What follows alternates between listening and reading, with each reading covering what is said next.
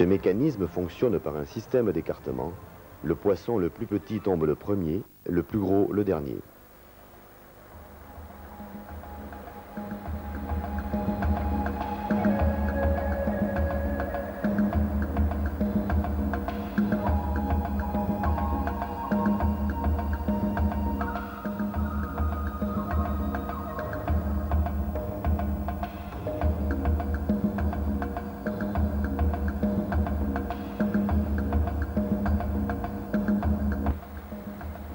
Tous les poissons sont pesés et triés par taille de truite régulière. À partir de là, en prenant un échantillon de 1 kg et en comptant le nombre de truites, on connaîtra la quantité du bassin. Ici, 2 tonnes, soit 40 000 poissons.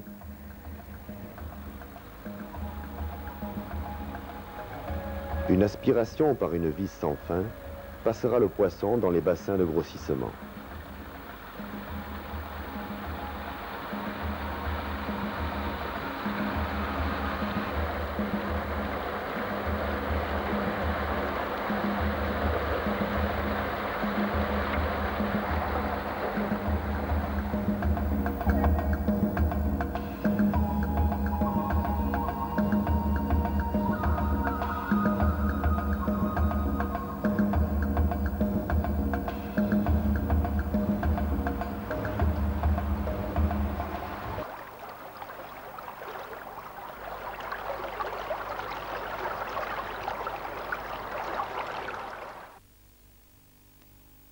Un système ingénieux de nourrissage, un appareil pendulaire dénommé self-service, entre en action.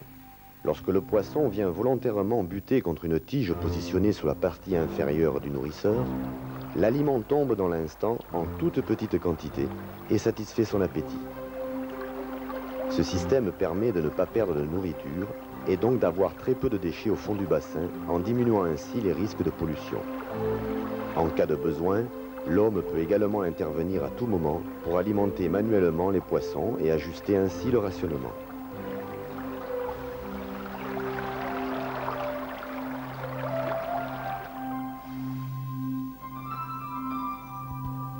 Afin de procéder au triage des truites de taille moyenne, les poissons sont récupérés dans le bassin à l'aide d'un filet.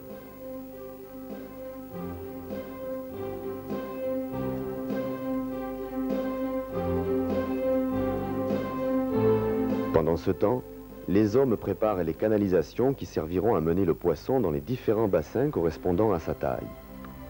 Pour ce faire, des centaines de mètres de tuyaux sont placés pour véhiculer dans l'eau les truites vers leurs bassins respectifs.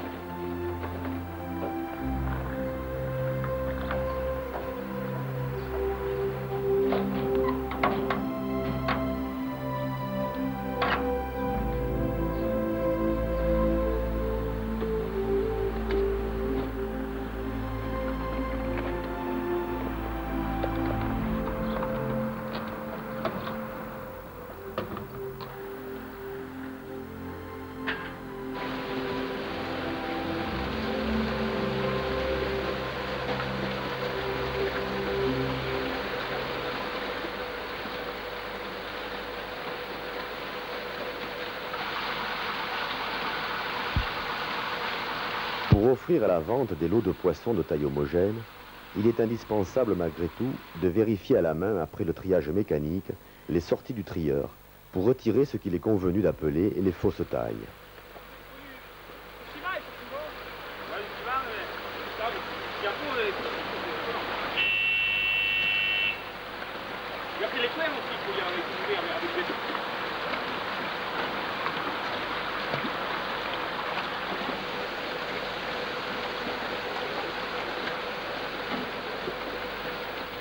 À Soulom, dans le haut de la vallée, une nouvelle unité de production a été récemment installée.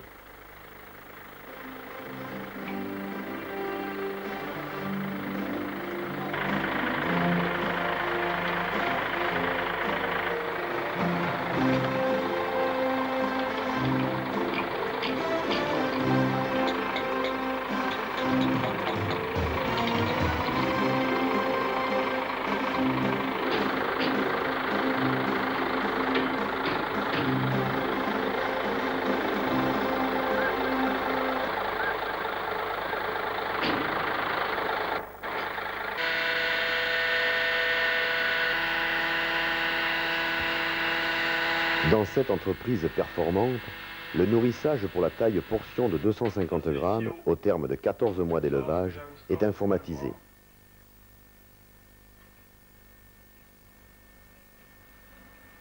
Voilà, ça c'est le stock d'aliments en silo. Puis bon, après c'est tout technique. Hein.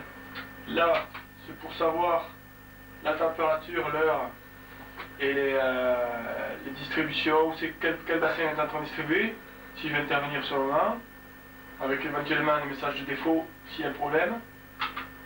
Ensuite, là c'est la programmation des repas.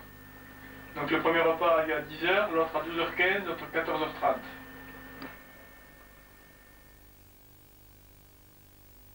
L'ordinateur gère la distribution d'aliments en fonction de la taille et du poids de la truite. Ainsi, chaque silo est alimenté par une taille spécifique d'aliments. L'automate que nous voyons ici va transmettre la commande d'un aliment adapté dans un silo déterminé pour le distribuer dans un bassin donné. La quantité d'aliments va être donnée en plusieurs repas journaliers.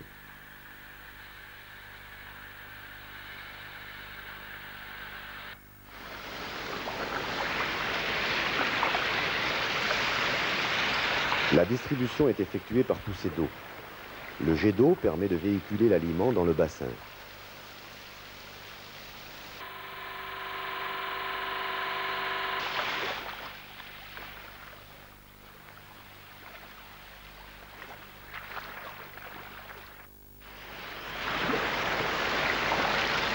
Le mécanisme se met en route durant 15 secondes, prévient le poisson de l'arrivée de l'aliment qui se place sous les jets, puis nourrissage et 10 secondes de rinçage. Le changement de bassin est entièrement automatique.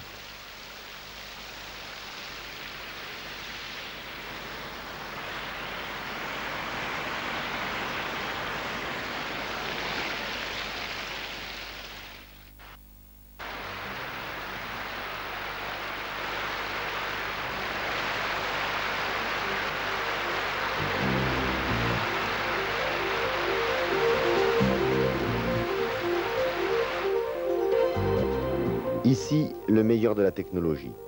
Un matériel performant pour une production autant quantitative que qualitative. Le tiers de la production de la pisciculture est destiné à la vente locale qui se compose de particuliers, de poissonniers ainsi que d'hôteliers. Une large gamme de produits est proposée. La truite éviscérée entière de 200 grammes à 3 kg, les filets de truite rose calibrés de 100 à 300 grammes, ainsi que des filets fumés et des œufs.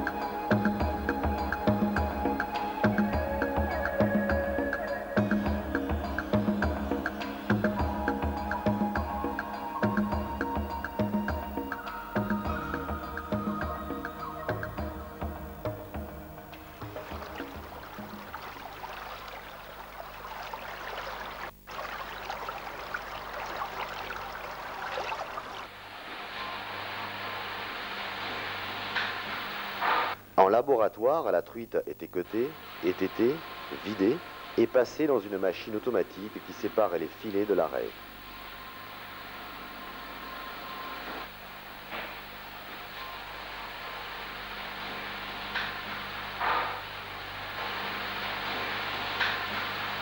Une fois ces filets lavés à grande eau, ils sont désarrêtés à la main.